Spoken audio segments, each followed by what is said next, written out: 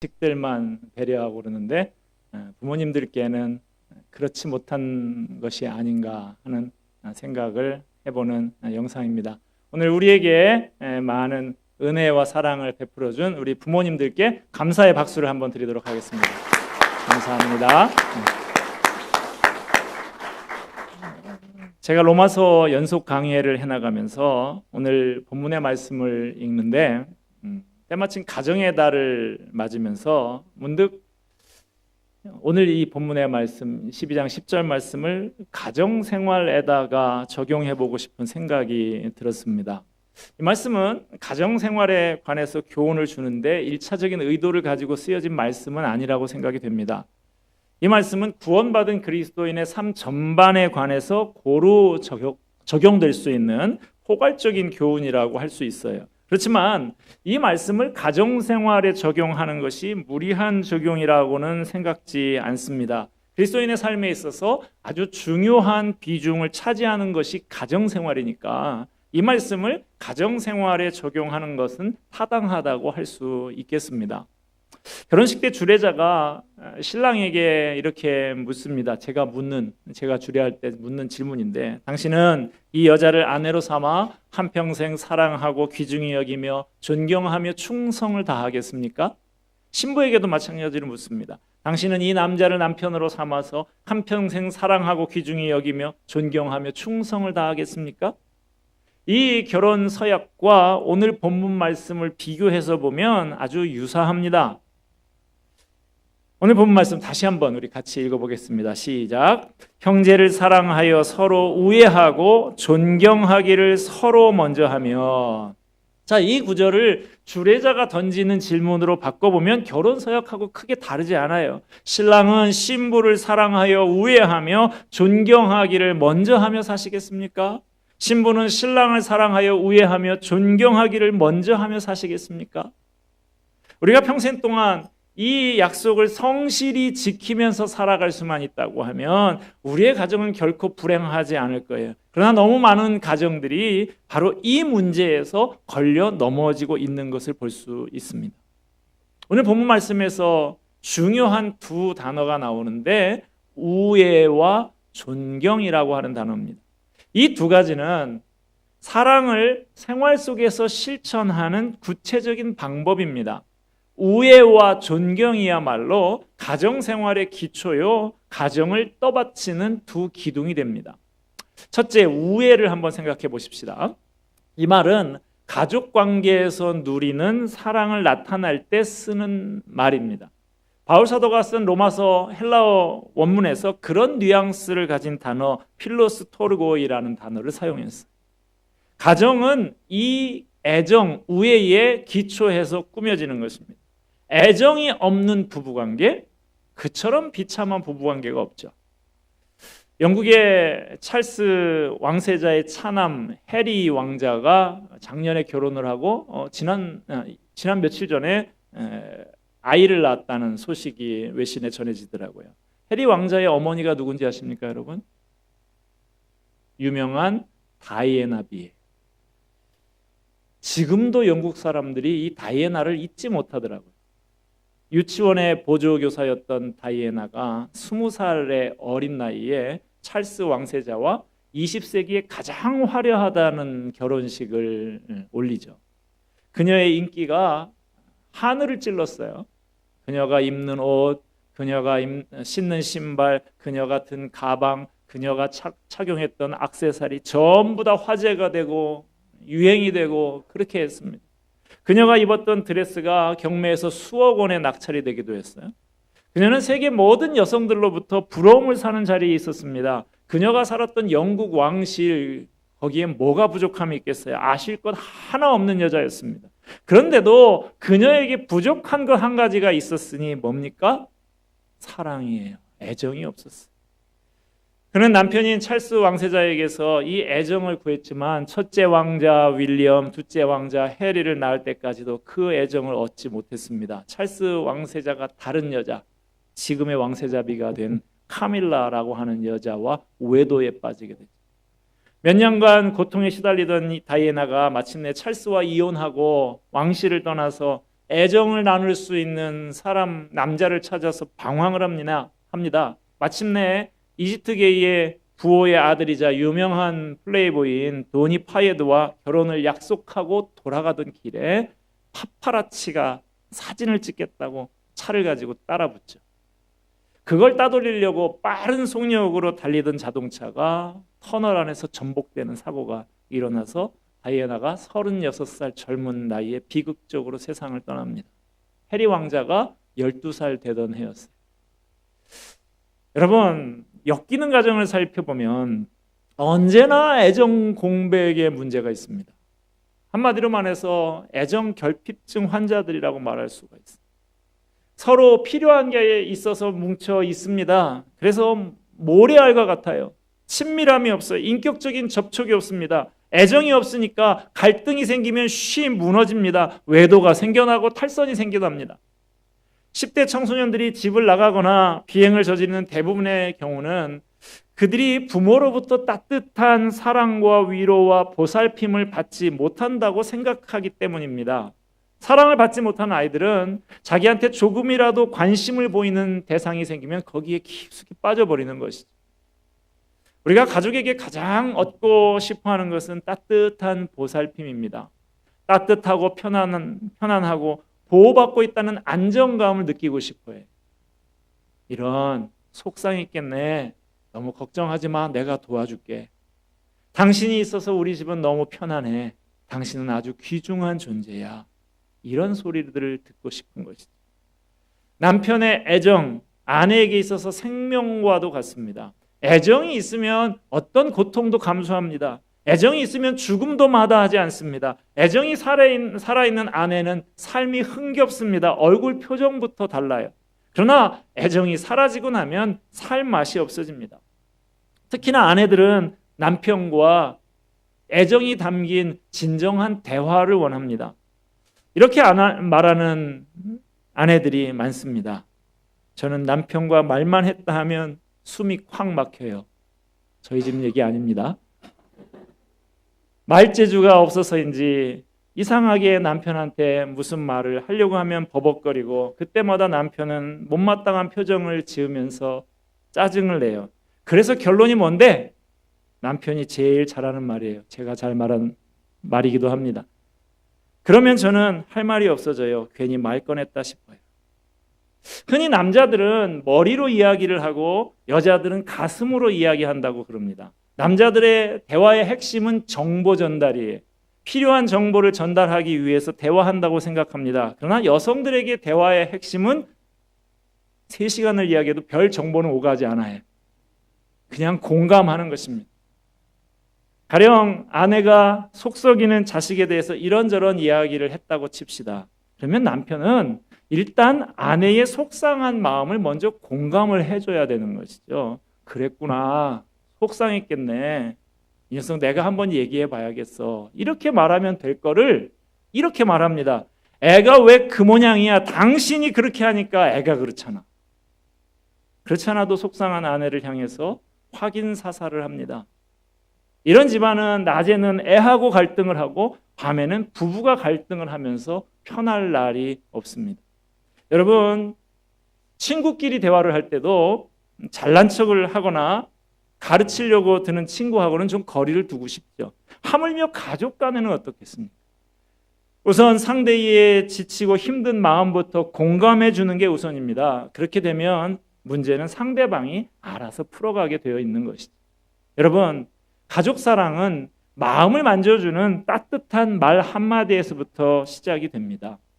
우리들의 가정이 따뜻한 마음과 부드러운 말로 서로를 위로하고 어루만지는 천국 같은 가정이 다 되기를 주님의 이름으로 축복합니다. 자, 또 한 가지. 가정 생활의 기초요, 가정을 떠받치는 또 하나의 기둥은 존경입니다. 존경, 쉽게 말하면 알아주는 거예요. 가족 간에 서로의 존재감과 가치를 알아주라는 것입니다. 예전에 김정현 씨가 쓴 아버지라는 제목의 소설이 대중의 공감을 얻어서 밀리언셀러, 100만 부 이상 팔린 베스트셀러가 된 적이 있어요. 그 내용 보면 평생을 고지식하게 살아온 중년의 공무원인 주인공이 말기암 진단을 받고 5개월 시한부 통보를 받습니다. 그 사실을 가족에게 숨긴 채 눈물겹게 가족을 사랑하는 모습을 그린 소설입니다. 이 소설이 출간된 해가 1997년에 IMF가 바로 이 소설과 함께 같이 되면서 그 당시에 고통하던 많은 아버지들과 가족들에게 큰 공감을 일으켰습니다. 많은 경우에 남편이자 아버지인 가장이 가정을 책임집니다. 위로 부모님이 계실 때는 자식으로서 부모님에 대한 도리도 다 해야 합니다. 그러므로 그 어깨가 언제나 무겁게 짓눌려 있어요. 저는 부목사도 오래 해봤고 담임 목사도 10년째 맡아오고 있습니다. 또 각종 모임에서나 이런 자리에서 총무, 회장 이런 것도 맡아본 적이 여러 번 있어요. 그러면서 책임자와 그렇지 않은 사람 사이에 부담감의 현격한 차이가 있다는 것을 알게 됐어요. 책임지는 자리는 고독한 자리입니다. 때로는 내가 한 일이 아니라고 할지라도 그 공동체의 책임자다, 장이다라고 하는 이유 때문에 그에 대한 모든 책임을 져야 할 때도 있습니다. 오늘날 우리가 사는 사회는 경쟁 사회입니다. 과거에는 평생 고용을 이야기할 때가 있었습니다만은 지금은 생산성, 효율 이런 걸 따져서 그 가치가 좀 떨어지는 사람이 되면 가차없이 도태시키는 사회입니다. 직장의 동료들이 모두 다 경쟁자고 밑에서는 쟁쟁한 후배들이 치고 올라옵니다. 하루가 다르게 변하는 이 세상에서 적응하고 경쟁하고 살아남기도 벅찬데 집에서는 남보다 앞서가지 못한다고 친구들의 남편, 친구들의 아버지와 비교를 하니 그 부담감과 압박감이 어떻겠어요? 언젠가 남편 기살리기라고 하는 현장 보고서 모음집을 본 적이 있는데 거기에 자영업을 하는 김영수 씨라는 분이 자기의 심정을 이렇게 토설을 했습니다. 밤 11시 물에 젖은 솜처럼 무거운 몸으로 집에 들어선다. 아내는 드라마 속 남자 주인공에게 푹 빠져 고개도 안 돌린 채 와수라고 건성으로 인사만 건넨다. 자기 방에서 음악을 들으며 인터넷 채팅을 하느라 아버지가 귀가했는지도 모르던 대학생 아들은 방문을 여니 고개만 까딱한다. 노랗게 물들인 머리에 한쪽 귀걸이, 사내 자식이 그게 뭐냐는 말이 어금니까지 차올랐지만 꾹 참는다. 샤워를 하고 나오니 고등학생 딸이 학원에서 돌아온다. 그가 돌아왔을 땐 본 척도 않던 아내는 아유 고생했다, 배고프지, 뭐 먹을 거 줄까 하며 아이에게 달려간다. 그제야 내일 막아야 할 어음 때문에 여기저기 뛰어다니느라 저녁도 못 먹은 게 기억이 난다. 딸 곁에서 한 숟가락 뜨고 싶어도 여태 밥도 안 먹고 뭐 했냐는 잔소리를 듣는 것이 귀찮아 쓰린 속으로 잠자리에 든다. 잠이 올 리 없다. 내일 막아야 할 돈도 못 구했는데. 시인 김현승 씨는 그의 시 아버지의 마음이라는 시에서 아버지에 대한 그의 생각을 이렇게 표현을 했습니다. 아버지의 눈에는 눈물이 보이지 않으나 아버지가 마시는 술잔에는 눈물이 반이다. 아버지는 가장 외로운 사람들이다. 가장의 위치에서 온 가족을 부양하고 교육하고 가정을 책임져야 한다는 것, 막중한 부담이 아닐 수 없습니다. 그게 얼마나 무겁고 어려운 것인지 다른 사람은 모르더라도 가족들은 좀 알아줘야 하지 않겠습니까? 여러분, 우리 집의 가장인 아버지들의 노고와 수고를 좀 알아주시기 바랍니다. 우리 모두를 위해서 그 가슴에 새겨진 고독감을 알아주는 우리가 되기를 바랍니다. 왜 아버지 얘기만 하냐고요? 어머니들도 마찬가지죠. 프랑스의 작가로서 노벨 문학상을 받았고 이방인 시지프스의 신화 이런 것을 썼던 유명한 알베르 까미가 생후 1살이 채 못 돼서 아버지가 전쟁에서 전사를 합니다. 그 어머니가 거의 평생을 그 프랑스의 식민지였던 알제리에서 가정부로 일하면서 그를 키웠습니다. 그의 어머니는 교육도 제대로 받지 못한 사람이었고 더구나 남편이 죽을 때쯤부터는 완전히 귀가 먹어가지고 아들하고 대화조차 불가능했다고 그래요. 그러나 까미가 그 어려운 가정에서 힘겹게 자기를 돌본 어머니를 회상하면서 이렇게 말을 했습니다. 어머니의 눈동자가 없었으면 나는 아무것도 하지 못했을 것이다. 그 사랑의 눈동자는 잠시도 나를 떠나지 않았고 나에게 만족과 용기를 주었다. 서로 존경하고 서로 알아주는 가정이면 좋겠는데 현실에는 그렇지 못한 가정들이 많이 있습니다. 서로에게 관심이 식어집니다. 서로를 소중히 여기지 않고 무시합니다. 남편이 아내의 존재를 너무 당연한 것으로 여길 때 그 아내는 자신에게 관심을 쏟는 다른 남자에게 마음을 빼앗기게 될 수 있습니다. 남편 역시 마찬가지입니다. 아내로부터 무가치한 존재로 여겨질 때 세상 살 맛을 잃게 됩니다. 결국에 자신을 흠모하고 자기를 존경하는 여자에게 마음을 빼앗기게 될 수 있어요. 그게 회사의 부하 직원일 수도 있고 오래전에 만났던 학교 동창일 수도 있고 평소에 자주 가는 음식점의 여종업원일 수도 있습니다. 제 경험으로 보면요, 외도하는 남편들에게는 남편을 무시하고 깔보는 아내의 무시와 경멸이 있는 경우들이 있습니다. 참 놀라운 것은 대개 그 외도의 상대방이 그 사람의 아내보다 훨씬 못한 여자인 경우가 많다는 거예요.